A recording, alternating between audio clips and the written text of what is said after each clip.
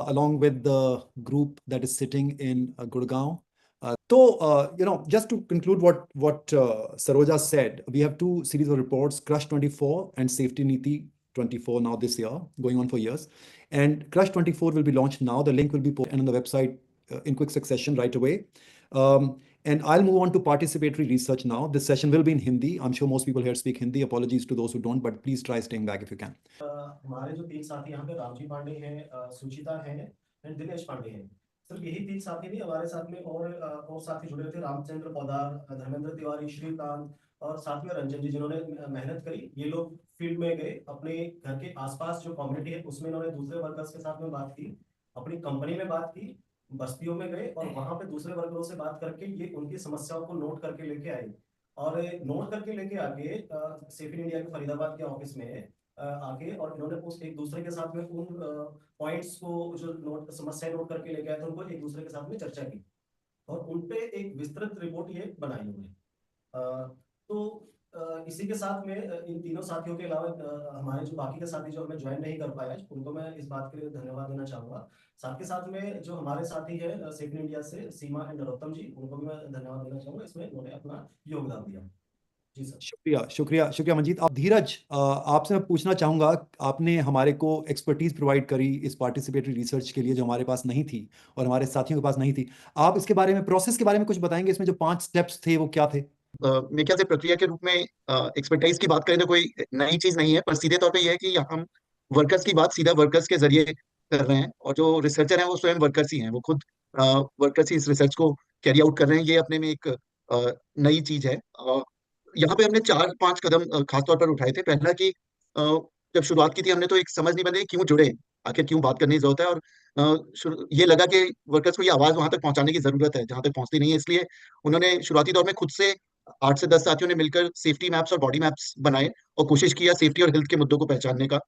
उसके बाद आगे बढ़ते हुए उन्होंने समुदाय में बहुत सारी मीटिंग्स की, यही सेफ्टी मैप्स और बॉडी मैप्स को इस्तेमाल करते हुए, जिसके आधार पर उन्होंने फिर से समुदाय में जो एक्सपीरियंस है, और समुदाय जब मैं बोलूँ तो इस समुदाय में वही वर्कर्स हैं जो फैक्ट्रीज में काम कर रहे हैं, तो उनके एक्सपीरियंसेस को एक साथ लाने की कोशिश की। तीसरे स्तर पे वो निजी तौर पे भी वर्कर्स से मिले कि आखिर वो कॉन्ट्रैक्टर के जरिए हैं, किस तरीके का ऑडिट के रिलेटेड एक्सपीरियंस है, या हम जो इससे पहले नियर मिस एक्सीडेंट्स की बात कर रहे थे कि उसके लेकर उनके क्या अनुभव है। ये तीसरा कदम था। चौथे कदम में हमारे लगभग 30 से 35 साथी अलग अलग समूह में एक साथ आए और उन्होंने जो भी हम जानकारी एकत्रित किए थे उसको समझने की कोशिश की। और पांचवा कदम, जो हमारे 8 साथी थे वो साथ में आए और उन्होंने पूरे ये 1 साल की प्रक्रिया को देखा कि हमने क्या क्या जानकारी एकत्रित की, और उसके आधार पर मैं अगर मांग शब्द जो डिमांड किया उन्होंने कि हमारे ये 7 या 8 मेन डिमांड्स हैं जो कि हम रखना चाहते हैं सामने, उसको लेकर वो आगे आए। तो ये प्रक्रिया रही है पूरी, और मेरे ख्याल से आगे हम सीधा अपने साथियों से बातचीत सुन सकते हैं। शुक्रिया। मेरे ख्याल से प्रक्रिया के रूप में एक्सपर्टाइज की बात करें तो कोई नई चीज नहीं है, पर सीधे तौर पे यह है कि हम वर्कर्स की बात सीधा वर्कर्स के जरिए कर रहे हैं और जो रिसर्चर हैं वो स्वयं वर्कर्स ही हैं, वो खुद हमने ड्राइंग्स बनाई हैं अपने साथियों के साथ मिलके, वो कैसे समझाते हैं हमने भी उनसे सीखा है एक्चुअली, और हम सब सीख सकते हैं क्योंकि इनके पास वो जवाब हैं जो हमारे पास नहीं है। तो दिनेश जी, मैं सबसे पहले आपके पास आता हूँ। दिनेश जी, आप बताएं, जो फैक्ट्री का मैप आपने और आपके साथियों ने मिलकर बनाया, जो यहाँ पर मुझे शायद पीछे नजर आ रहा है बोर्ड के ऊपर, इसके बारे में आप क्या बोलना चाहते हैं? इसमें हमने अति किया है और हमने तो सारे वर्कर मिल करके एक कंपनी का हम नक्शा बनाया है। इसमें हमारी कहाँ कहाँ पर चोट लगने की जगह है वो आपको, हमारी कंपनी है, ये मेरा मेन गेट है, ये सीधा यहाँ चला है, ये टूल रूम है जहाँ की डाई रिपेयरिंग होती है। ये हमारा लोडिंग है, ये पैकिंग है, यहाँ भी पैकिंग का काम माल रखने उखने का है। ये जो है कि चेक करने वाला वो क्वालिटी का है, और ये गोडाउन हो गया। और फिर यहाँ से मेरा प्रेस शॉप हो जाता है, यहाँ ये टूल रखने का जगह है, ये मेरा पूरी प्रेस शॉप है। और ये ऑफिस हो गया, एक गेस्ट रूम हो गया, एक गार्ड का रूम हो गया, और ये जो है इलेक्ट्रिक रूम हो गया, ये स्क्रैप रूम हो गया, और इधर पीने का पानी, यहाँ टॉयलेट हो गया। अब यहाँ से हम चलते हैं, ये हमारी जगह जो है पूरी खाली होनी चाहिए, ताकि हमको ट्रॉली लाने और ले जाने की व्यवस्था सही ढंग से हो सके। नहीं तो बीच में कहीं ट्रॉली है तो कहीं भी खतरा हो सकता है। हम्म।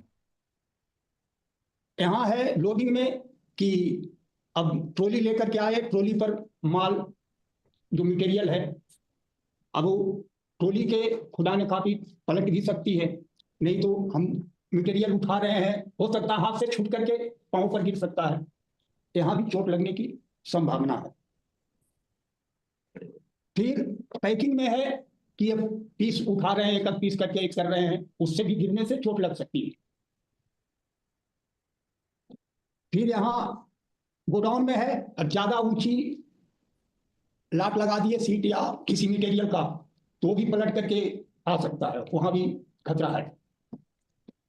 अब टूल रूम का है, जहां वो डाई रिपेयरिंग होती है, वहां पर भी एक ऐसा ही होता है, उसके ऊपर रखा जाता है, ट्रॉली से ले जा करके रखते हैं, तो उसको यदि सही ढंग से रखा नहीं जाए तो वहां भी खतरा होने की डर है। अब जो टूल जो बनाते हैं वो निकालते हैं तो छोटा छोटा पीस करके निकालने में या रखने में वो छटक सकती है, तो उससे भी वहां पर भी खतरा है।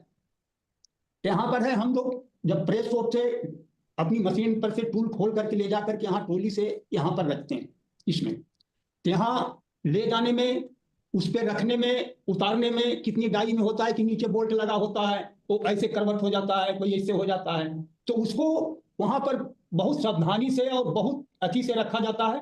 वहां पर भी बहुत अधिक खतरा है, क्योंकि वो डाई पलट सकती है, और डाई पलटेगी तो डाई क्विंटलों को होती है, 100 किलो को होती है, 200 किलो की भी होती है, वहां कुछ भी हो सकता है, यहाँ भी खतरा है। अब हम आए इस प्रेस शॉप में, तो प्रेस शॉप में तो हमारा खतरा जो है, प्रेस जो चलती है तो उसमें एक चाबी होता है और 2 स्प्रिंग होता है।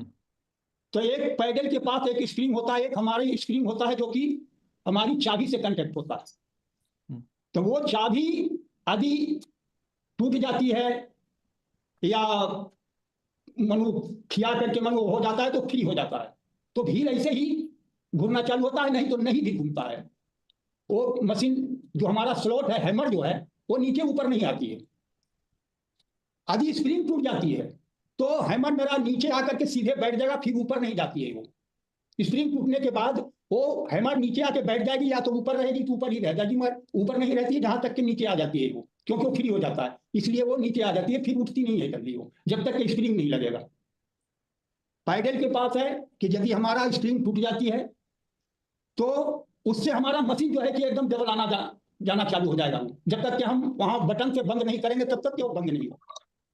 दिनेश जी, ये बताइए कि यहाँ पर आपने कितनी कहानियां लोगों से सुनी है, कहां ज्यादा नुकसान हो रहा है, संक्षिप्त में बताइए। आप नुकसान या लोगों का नुकसान फैक्ट्री के सिस्टम में बहुत हो रहा है। प्रेस की यही है सर कि वो, और हमारे प्रेस शॉप में कंपनी से मिलने का चीज है कि उसके लिए सेफ्टी होना चाहिए, क्योंकि ग्लव्स हो गया, जूते हो गए, चश्मा हो गया, एयरगन हो गया। ठीक है। अच्छा दिनेश जी, इस फैक्ट्री में कितना कहाँ नुकसान हुआ है, संक्षिप्त में बताइए। नुकसान करीब साल में 4-5 हो जाते हैं लेवल, जो कि आपकी ज्यादा फैक्ट्री में हो जाता है, और 5-6-7 जो हो जाते हैं ऐसे हल्का फल्का। हाँ। और चोट लगने से भी लोग करीब 10-12 बच जाते हैं। जी शुक्रिया, आपके पास वापस आएंगे। अब मैं राम जी के पास जाता हूँ। राम जी से हम बात करेंगे बॉडी मैप की। जैसे दिनेश जी ने फैक्ट्री मैप दिखाया, राम जी हमें दिखाएंगे बॉडी मैप। तो ये पार्टिसिपेटरी रिसर्च की एक और टेक्निक है, जहां पर हमारे साथी अपना बॉडी का बना के ये समझाने की कोशिश करते हैं और आपस में बात करते हैं कि शरीर पर कहाँ कहाँ रिस्क है और कहाँ कहाँ नुकसान हुआ है। तो राम जी आप बताइए। सर जी, सबको नमस्कार महाराज। सर जी, कंपनियों के अंदर बॉडी मैप इसलिए तैयार किया गया है कि इसमें नुकसान सर, पहला तो सर मशीन की आवाज से कान कान का दिक्कत आ सकता है। दूसरा है सर, मशीन के कमी से हाथ भी कट सकता है। एक मिनट में, हाँ जी। मशीन की आवाज से पहले सेफ्टी के अंदर तो सेफ्टी तो दिया नहीं जाता, मशीन के अंदर जो आवाज आती है वो कान का दिक्कत आ सकती है सर, पता पड़ सकता है। आती है, अच्छा। हाँ जी। और दूसरा है मशीन की कमी से हाथ भी कट सकती है, और प्रोडक्शन के चलते भी वर्कर लोग जल्दीबाजी करते हैं, इसके लिए भी हाथ कटने का डर रहता है सर। तीसरा केमिकल से भी शरीर का नुकसान हो सकती है। रास्ते में अनावश्यक वस्तु होने के कारण पैर को ठोकर लगने पर भी चोट आ सकती है। अनावश्यक वस्तु रास्ते में रखता है सर, तो उसे ठोकर लगने से नुकसान आ सकता है। एयर जो होता है, एयर गन अगर निकल जाता है तो उसमें आंख पे भी चोट आ सकती है। वेल्डिंग जो किया जाता है, लाइट आने पर आंख लाल हो जाती है और पानी गिरने लगता है, उससे आंख खराब हो सकती है सर। भारी पेश लगाने में अंगुलियों में दर्द होने लगता है। काम होने पर घुटनों में दर्द होने लगता है। पीस का डिंपल बनाने में आंखों से पानी गिरने लगता है। ये सबसे बॉडी मैप पे खतरा होता है। शुक्रिया, शुक्रिया राम जी। धीरज, मैं आपको यहाँ पुल इन करना चाहूंगा। आपने 1 साल से हमारे साथियों के साथ काम किया है। ये जो 2 मैप अब तक दिखाए हैं, ये दोनों साथी बोल रहे हैं कि ये हो सकता है, और जो मैं सुन नहीं पा रहा हूँ कि होता क्या है। हो सकता तो है ही, होता क्या है? धीरज, आपने क्या सुना है और आपका क्या ख्याल है इस बारे मेरे ख्याल से एक चीज ये भी रहा है कि मुझे जो समझ आया साथ में बातचीत करते हुए कि कई बार जो पावर प्रेस के मुद्दे को लेकर बातचीत होती रही है कुछ सालों से वर्कर्स के बीच में, तो उसको सीधे तौर पे पहचानने की प्रक्रिया एक बन पाई, पर बाकी जो मुद्दे हैं उसके आसपास कई ऐसे मुद्दे हैं जो कि साथ साथ चल रहे हैं, पर वो नजर में नहीं आ रहे हैं, या उस पर बातचीत ही एकदम बन नहीं पा रही है इस समय पर। तो कई बार जो साथी बोल रहे हैं उनके सीधे अनुभव है। मैं तो अभी वही एक चीज मेरे ख्याल से अपने तरफ से एम्फोसाइज कर देता हूँ कि, और सभी साथियों के पास अगर पूछेंगे तो बहुत सारे वर्कर्स के नाम भी होंगे कि किन किन को ऐसी दिक्कतों का सामना करना पड़ा है। में? शुक्रिया, शुक्रिया धीरज जी। एक जरूरी बात है समझना कि हमारी रिपोर्ट्स क्रस्ट भी अब तक पावर प्रेस पे फोकस रही हैं, और इस बार पार्टिसिपेटरी रिसर्च से हमने जो नई नई प्रॉब्लम्स के बारे में पता किया है, लोगों के कान खराब हो रहे हैं, लोगों की आंखें खराब हो रही हैं, और कई दिक्कतें आ रही हैं। आगे जाके हम इसके बारे में भी रिसर्च करके रिपोर्ट करेंगे। ये हमारे लिए भी नया है, हमें पता था हो रहा है, पर हमें इतना नहीं पता था कि इतना हो रहा है। और हमारे साथी खुल के शायद अभी बोल नहीं पा रहे हैं, पर अगर आप हमारे ऑफिस में आए और उनके साथ बैठें तो आपको बहुत कुछ सुनने को मिलेगा। तो मैं अभी मंजीत, मैं सुचिता जी पे चलता हूँ। अगर मैप चेंज करके आप जेंडर मैप लगा दें तो सुचिता जी, पहले अपने कुछ अनुभव बता दें संक्षिप्त में कि आपका क्या नुकसान हुआ, और फिर बताइए कि ये जो आपने स्त्रियों के बारे में सोचा समझा, दूसरों से पूछा, उसके बारे में आप क्या बताना चाहेंगे? नमस्कार सर। हम लेडीज 5 से 4 बजे के बीच में जगती हूँ और घर के पूरा सर सफाई करके 7:30 बजे ड्यूटी निकल जाती हूँ। हमारे टाइम से न पहुँचने के कारण, 5 मिनट लेट होने के कारण हमारे लेडीज वर्कर के आधा घंटा 9 बजे की हाजिरी लग जाती है। इसलिए हम महिलाएं रोड पर रास्ते में दौड़ भी लगा देती हूँ कि हमारा टाइम ना कटे। और हमारी कंपनी के गेट के अंदर होते सेफ्टी होती है, मालिक मशीन में पर बैठा देता है या फोरमैन, फिर हम मशीन के न चेक कर पाती हूँ, ना सर सफाई कर पाती हूँ। प्रोडक्शन के कारण हमें दबाव पड़ती है। हम 5 बजे 8:30 से 5 बजे तक ड्यूटी करती हूँ। उसके बाद 4 घंटा मैं ओवर टाइम लगाती हूँ। हमारे ओवर टाइम के पैसा सिंगल दी जाती है। फिर हम महिलाओं घर के काम भी आके करती हूँ। शाम के 9 बजे कंपनी से छुट्टी होती है, मैं 1.5 घंटा में 10:30 तक घर पहुँच जाती हूँ। फिर घर के काम हम करके सोने के समय हमें 12 बजे मिलती है। फिर सुबह 4:30 बजे जगनी पड़ती है। इसीलिए हम सारे महिलाएं वर्कर एक रास्ते में आते जाते हम बातचीत करें। फिर हम महिला वर्कर सोचे कि एक दिन हम लोग संडे के कहीं एक स्थान पे ग्रुप बनाए और इस समस्या के लिखे कि हमारे कहीं ना कहीं सुनवाई होगी। हमारे हाथ कटने के बाद मालिक कंपनी से बाहर निकाल दिया जाती है। इसलिए हम सारे महिलाएं मिलकर मीटिंग करके हम समस्या लिखे कि हमें कहीं ना कहीं अधिकार मिलेगी। बहुत अच्छे से चिता जी ने बहुत अच्छे तरीके से समझाया। अच्छा, आप मुझे कुछ दिन पहले बता रही थी कि पानी की जो प्रॉब्लम होती है आपको, और दूसरी फैक्ट्रियों में जो प्रॉब्लम होती है, वो क्या था? उसके बारे में कुछ बताएं।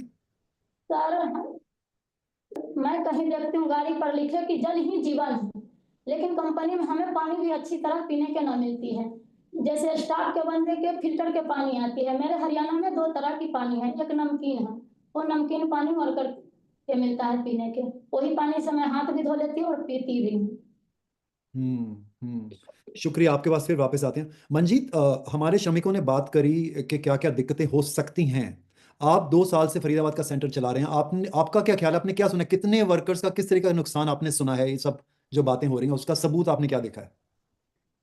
देखिए, हमारे पास जो वर्कर आए हैं और हमने जो उनके अनुभव से जो सामने चोट लगी हुई हमने उनको देखी है, तो बहुत सारी तरह की चोटें हमें लगी हुई देखी है उनको।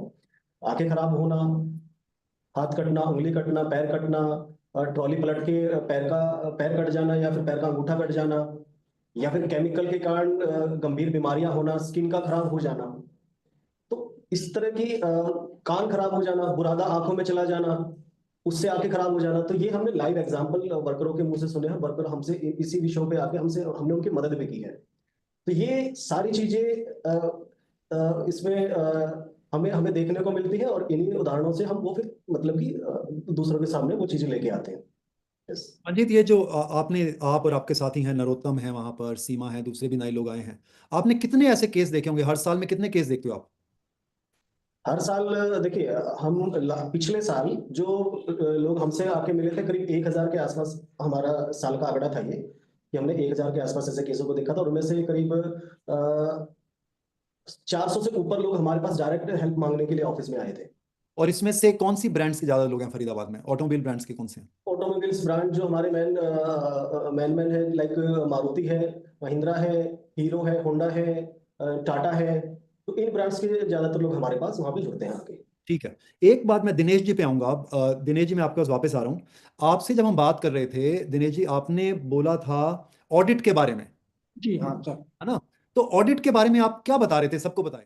ऑडिट के बारे में सर, ऑडिट हमारे जो है कंपनियां, गाड़ी बनाने वाली को ये जिम्मेदारी लेनी चाहिए कि ऑडिट जरा ढंग से करें, ताकि हम लोग वर्क, उनको उस चीज को पता नहीं है, वो आते हैं तो सब सर सफाई करा देता है। तो वर्करों से बात करेंगे, पूछताछ करेंगे, ताकि उनकी भी जानकारी मिलेगी सभी चीज को, कि हाँ वर्कर ने सही बोल रहा है या गलत बोल रहा है। ऐसे तो आते हैं घूर के चले जाते हैं, उनको क्या वर्करों से पूछने से पता ये चलेगा कि हाँ वर्कर के, कि हाँ तुमको क्या यहाँ सुरक्षा है, क्या व्यवस्था है, क्या दिक्कत होती है, क्या मटेरियल आप बना रहे हो, कैसे बना रहे हो, ये सब पूछने से उनको भी थोड़ा वो होता है। और हम जहाँ तक चाहेंगे कि एक गाड़ी बनाने वाली कंपनी को कि इतना वर्करों को पूछना जरूरी है। जरूरी है, जरूरी है। अच्छा, अब मैं आपसे आखिरी हिस्से में पूछना चाहूंगा, राम जी से पूछना चाहूंगा। हालांकि काफी बात हो चुकी है, कोई 1 2 3 ऐसी सुझाव आप फैक्ट्रियों को देना चाहेंगे कि ये प्रॉब्लम जो है एक्सीडेंट्स की और बीमारियों की, ये कम हो और आप लोग बेहतर काम कर पाएं, क्वालिटी ज्यादा बना पाएं, प्रोडक्शन ज्यादा कर पाएं? इसके लिए आपके कोई सुझाव राम जी, फैक्ट्रियों को या फैक्ट्रियों के मालिकों को? कि वर्कर लोग जो काम, सभी वर्कर जो काम पे आते हैं, उनके लिए सेफ्टी के लिए सुझाव देना चाहता हूँ सर। हाँ हाँ, सेफ्टी अगर मिलता है तो मशीन बढ़िया चलती है। सेफ्टी क्या, वर्कर लोग आ जाते हैं सुबह 8 बजे और मशीन चलाना चालू कर देते हैं, ना खाना मिलता है, ना हेलमेट मिलता है, ना एयर प्लग मिलता है सर। ये मैं सुझाव देना चाहता हूँ। बहुत अच्छे। सुचिता जी, आप सरकार को कुछ सुझाव देना चाहेंगे? हाँ जी, हमारे महिलाओं को पुरुषों के बराबर सैलरी मिलनी चाहिए, और हमारी महिलाओं को साल पूरे छुट्टियां के बाद साल के 14 छुट्टी जो है वो मिलनी चाहिए। हमारे इलेक्शन के भी छुट्टी नहीं मिलती है। हम वर्कर संडे वार को ड्यूटी दे देती हूँ इलेक्शन वाली छुट्टी को। और 21,000 से जिस महिला वर्कर को सैलरी कम है उसे भी SI कार्ड मिलनी चाहिए। और ऑडिट वाले हमसे बात करें, और हमारी ओवर टाइम के पैसा डबल मिलनी चाहिए। बिल्कुल साफ बोला आपने, बिल्कुल साफ बोला। दिनेश जी, आपकी कोई सुझाव? जो बड़ी बड़ी कंपनियां हैं, जो ऑटोमोबाइल्स की ब्रांड्स हैं, मारुति, हीरो, होंडा, टाटा, ये सब जो हैं, इनके लिए आपकी कोई और सुझाव? कुछ तो आप बता चुके हैं, कुछ और?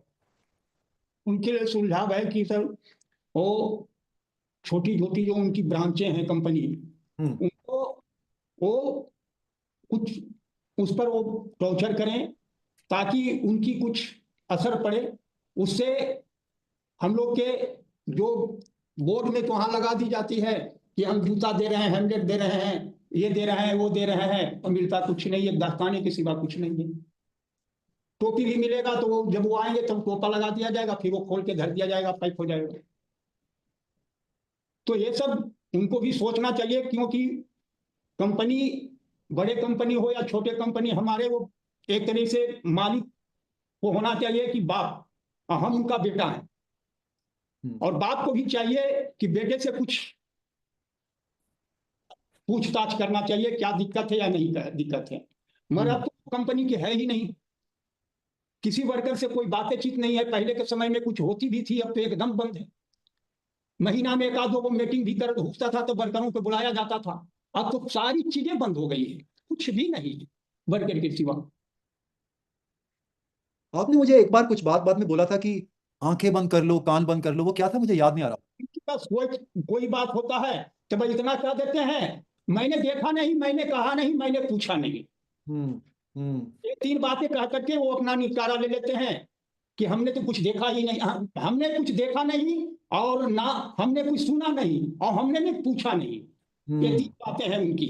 ये 3 बातें बोल करके वो अपना एकरी हो जाते हैं। अच्छा बताया आपने। धीरज, आप कोई सवाल इनसे पूछना चाहेंगे, कोई बात मिस हो गई हो? ज्यादातर तो साथियों ने अपनी बातें रख दी हैं। अगर कोई भी साथी कुछ और अगर सुझाव हो आपका तो आप रख सकते हैं, और जो आपको लगता है कि क्योंकि ये अच्छा मौका है, आपको लोग सुन भी रहे हैं और ये बात यूट्यूब पे रहेगी तो हमेशा के लिए रहेगी आपकी बात। तो और बिल्कुल। कोई भी अगर सुझाव है तो जरूर दे सकते हैं आप लोग, कोई भी एक सुझाव और। सुझाव हो या कोई एक्सपीरियंस हो, कुछ कुछ भी हो। सर कोई भी हमारे सभी मतलब कि कंपनी में आते हैं ऑपरेटर लोग भर्ती होने के लिए, उनका इंटरव्यू नहीं लिया जाता है, उनका ट्रायल नहीं लिया जाता है, डायरेक्ट मशीन पे बैठा दिया जाता है और उससे हादसा हो जाता है सर। बिल्कुल सही है, यही हम सुनते हैं। ऑपरेटर भी नहीं रखते, हेल्पर रख लेते हैं और मशीन पे काम करवाते हैं। अब कोई मीटिंग नहीं, कोई कंपनी में मीटिंग नहीं होता है सर। ऑडिट आने से पहले 2-4 दिन पहले मीटिंग बुला लेते हैं, कंपनी बंद करवा देते हैं 1 घंटे के लिए, सारे वर्कर आ जाते हैं, मीटिंग हो जाता है कि हमारे ऑडिट आ रहे हैं कंपनी में, थोड़ा साफ सफाई चाहिए, जूता उता पहन के आना। उसके बाद ऑडिट वाले चले जाते हैं तो जूता नहीं, चप्पल कुछ नहीं, न काम का, न टोपी, न कुछ, कोई चीज नहीं मिलता है सेफ्टी के लिए सर। मैं यही सुझाव देना चाहता हूँ। बहुत अच्छे। सुचिता जी, कुछ और बोलना चाहेंगे आप? जी सर, हम हमारे वर्कर को परमानेंट नौकरी मिलना चाहिए। क्यों क्यों जरूरत है परमानेंट की आपको? सैलरी खाते में जानी चाहिए, हम्म हरियाणा के ग्रेड मिलने चाहिए। हम्म आपके जो साथी, आप 100 200 साथियों से मिले, उनको क्या किसी लिखत पढ़त होती है उनके साथ काम की? कोई सैलरी स्लिप मिलती है क्या? क्या चक्कर है, क्या चलता है? जितना साथी मैं जोड़ी हूँ किसी के सैलरी स्लिप ना मिलती है। किसी को नहीं मिलती। आप कितनी कितनी लेडीज वर्कर्स को जानती होंगी, आपने देखा होगा आसपास? बहुत देखती हूँ सर, और जब से मेरे जानकारी हुई है एक दूसरे से बात भी करती हूँ। हाँ हाँ। उनमें से किसी का नुकसान हुआ है आपकी तरह? आपके तो जैसे आपके हाथ का नुकसान हुआ। कुछ का नुकसान भी हुए हैं और कुछ अच्छी लेडी जैसे के नुकसान ना हो वो भी मिलती है। अच्छी बात। हाँ हाँ हाँ हाँ। ठीक है ठीक है। मंजीत, आपको जोड़ना चाहेंगे इसमें, इससे पहले कि मैं उसको क्लोज करूं? मैं यही जोड़ना चाहूंगा। समस्याएं तो हमारे साथियों ने बहुत सारी आइडेंटिफाई की है, और सबसे रिक्वेस्ट भी करूंगा जो रिपोर्ट है उसका हिस्सा है, जो हम सारी चीजें यहाँ पर नहीं बता पाएंगे अभी, और हमारे साथी भी नहीं बता पाएंगे। तो रिपोर्ट में बहुत सारी चीजें इन्होंने लिखी हैं पूरे 1 साल के अंदर। इन्होंने करीब 200 से ज्यादा लोगों से तो ये डायरेक्ट मिले हैं, लेकिन उन रिकॉर्ड में नोट किया है, इन्होंने नाम नोट किया है, लेकिन उससे कहीं ज्यादा वो उनसे मिलके और उनसे बातचीत की है। तो बहुत सारे लोगों से, करीब 500 से ऊपर लोगों से मिलकर रिपोर्ट का ये इन्होंने ये बनाई है। तो रिपोर्ट में बहुत सारी चीजें और निकल के आएंगी जो आप। शुक्रिया शुक्रिया शुक्रिया। इससे पहले कि मैं ये सेशन बंद करूं, हमें 15 मिनट की देर थी, हम उसमें 5 मिनट रिकवर कर लेंगे यहाँ पर। कि 2 बातें। एक तो आपने सबका सुना, जैसे सबने बोला, ये साथियों ने रिपोर्ट बनाई है। हिंदी, आधी रिपोर्ट हिंदी में है, आधी इंग्लिश में है, क्योंकि हमें कुछ ट्रांसलेट करना पड़ा ऑडियंस के लिए। लेकिन मैं आपको कुछ कोट्स उनकी पढ़ के सुनाना चाहता हूँ रिपोर्ट से, जो यहाँ हमारे सुनने वाले हैं। अगर किसी का सवाल है यहाँ पर तो सवाल जरूर डालें, और हम कोशिश कर सकते हैं अगर हो जाए तो। आपको पढ़ के सुनाना चाहता हूँ। हमें प्रोडक्शन, क्वालिटी और एचआर तीनों की सुननी पड़ती है। ये श्रमिक बोल रहे हैं, मैं सिर्फ पढ़ रहा हूं।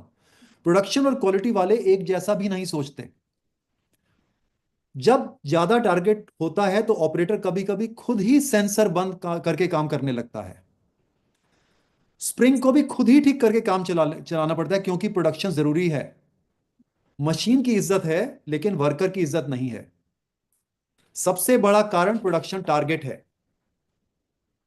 कंपनी अकेले अकेले बात करने पर कुछ बढ़ा देती है, साथ में बोलो तो कहते हैं यूनियन लीडर बनना चाहते हो क्या? जब सब कुछ साफ है तो देखकर ऑडिट वालों को खुद समझ जाना चाहिए कि कुछ गलत है। ऑडिट के दिन कंपनी कहती है आराम से काम करो, सब साफ सुथरा रहता है। कंपनी हमें तोड़ती है। एक्सीडेंट का रिकॉर्ड रखने का कोई रजिस्टर नहीं है। सेफ्टी ऑडिट वाले वर्कर की स्थिति, भाड़े पर कोई सवाल नहीं पूछा जाता। हमारे यहां कोई सेफ्टी समिति नहीं है। आज तक कोई ट्रेनिंग नहीं हुई है। प्रोडक्शन के कारण ही सबसे ज्यादा एक्सीडेंट होते हैं। मशीन की मेंटेनेंस पर कोई ध्यान नहीं रहता। जब वर्कर तेजी से काम करता है उसे नहीं समझ आता कि खतरा कहां है। अगर वर्कर थोड़ा सा भी फ्री है तो झाड़ू भी लगवा देते हैं। ESIC बहुत मुश्किल है, वहां जाना मतलब 2-3 दिन का भत्ता।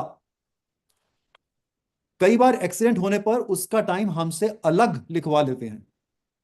जब हम फैक्ट्री से बाहर आते हैं तो आजाद लगता है तिहाड़ से निकले हैं। मुझे कहा है कि कह दो कि घर पर चोट लग गई है। सेंसर लगने से प्रोडक्शन लगभग 20 से 30% घटेगा और कंपनी कहती है सेंसर बहुत महंगा है। हेल्पर को कह देते हैं कि देख कर सीख लो, अब चलाना शुरू कर दो। गेट पास के बिना बाहर नहीं जा सकते और समय से पहले गेट पास मुश्किल से मिलता है। हम 10.5 घंटे की शिफ्ट करते हैं, कोई ओवरटाइम नहीं मिलता। हमें हरियाणा का ग्रेड नहीं मिलता। ठेकेदारी के कारण हमारा कंपनी से कोई संबंध नहीं रहता। हम सब सवाल पूछते हैं तो ठेकेदार जगह बदल देता है। कंपनी लिखती है मैंने सुना नहीं, मैंने देखा नहीं, मैंने पूछा नहीं, तो सारी गलती क्या वर्कर की ही है? जब गर्मी ज्यादा थी और हमने कूलर की बात करी तो HR बोला तुम लोगों को नींद आने लगेगी। बड़ी कंपनी को ऑडिट टीम अचानक बिना बताए भेजनी चाहिए। दिन में हम 5 घंटे से ज्यादा सो नहीं पाते। बराबर काम करने पर भी हम महिलाओं को बराबर पैसा नहीं मिलता। महंगाई इतनी है कि घर से दोनों लोगों को काम करना पड़ता है। पावर प्रेस में सबसे ज्यादा खतरा है, पर इसमें सबसे कम पैसा मिलता है। इसको बड़ा काम नहीं मानते, मतलब स्किल्ड लेबर नहीं मानते। झूठ है ये जो इनको बताया जा रहा है। अगर हम काम करने से मना कर दें तो कोई दूसरा वर्कर तैयार हो जाएगा। जूते और ग्लव्स का पैसा पगार से काट लेते हैं। मैं रुक जाता हूं, ऐसी बहुत चीजें पार्टिसिपेटरी रिसर्च में है और उसकी समरी भी है। इससे पहले कि मैं रुकूं, मैं ये कहना चाहता हूं कि सुचेता जी, दिनेश जी, राम जी, आपका बहुत बहुत शुक्रिया आने को। आपने अपना एक्सपीरियंस हम सबके साथ साझा किया। हम इकट्ठे मिलेंगे आपके बाकी साथियों के साथ, इस रिपोर्ट को आगे बढ़ाएंगे। और अगर आपका साथ रहा तो फरीदाबाद में भी और हमारे जो दूसरे सेंटर में भी हर जगह हम ये रिपोर्ट करेंगे, हर जगह रिसर्च करेंगे आपके साथ। और क्रस्ट रिपोर्ट में आगे हमेशा एक पार्टिसिपेटरी रिसर्च जो साथियों की है उसका हिस्सा रहेगा, हमेशा हिस्सा रहेगा। इसके लिए बहुत बहुत शुक्रिया। मैं यहाँ रुक जाता हूँ।